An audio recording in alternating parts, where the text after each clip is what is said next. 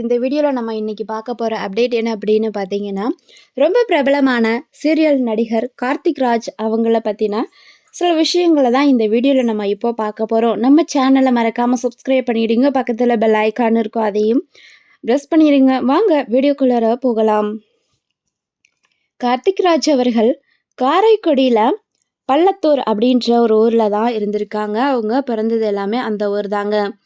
இவர் பிறந்தது அப்படின்னா ஜனவரி 21, 1988 தான் பிறந்திருக்காரு. இவருடைய ஸ்கூல் லைஃப் அப்படின்னு பார்த்தீங்கன்னா எஸ்பிபி அப்படின்ற ஒரு ஸ்கூலில் தான் இவர் வந்து படிச்சிருக்காரு. அதுக்கப்புறம் இவருடைய காலேஜ் லைஃப் அப்படின்னு வச்சுக்கிட்டிங்கன்னா அண்ணா யூனிவர்சிட்டியில் பிஎஸ்சி பிஸ்காம் அப்படின்னு படிச்சிருக்காரு இவர். இதுதான் இவருடைய டிகிரியும் கூட. இவருக்கு பார்த்தீங்கன்னா ஒரே ஒரு தம்பி இருக்காருங்க. அவருடைய பேர் பார்த்தீங்கன்னா பரத்ராஜ். இவங்களுக்கு மேரேஜ் ஆயிடுச்சா அப்படின்னா கண்டிப்பாக அவருக்கு மேரேஜ் ஆகிடுச்சு. அவருடைய ஒய்ஃப் யாஷினி. இவங்களுக்கு பசங்களாம் இருக்காங்களா அப்படின்னு சொல்லி கேட்கலாம். ஆமாங்க, ஒரே ஒரு பையன் இருக்கிறதா வந்து தகவல் வந்து வெளியாகியிருக்கு. அவருடைய பேர் தீரன். இவங்க எப்படி வந்து மீடியாக்குள்ளே வந்திருப்பாங்க அப்படின்னு சொல்லி கண்டிப்பாக எல்லாரும் கேட்கலாம். ஆமாங்க, இவருடைய அப்பா வந்து மீடியா துறையில் ஒர்க் பண்ணியிருக்காரு. ரொம்ப வருஷம் அவர் வந்து ஒர்க் பண்ணியிருக்காரு. அதுக்கப்புறம் தான் வந்து கார்த்திக் ராஜும் எனக்கும் வந்து மீடியாவில் ஒர்க் பண்ணணும்னு ஆசையாக இருக்குது அப்படின்னு சொல்லி கேட்டிருக்காங்க. உனக்கெல்லாம் என்ன தெரியும் அப்படின்னு சொல்லியிருக்காங்க. அதுக்கப்புறம் வந்து இவருக்கு ஒரு வாய்ப்பு கொடுத்துருக்காங்க.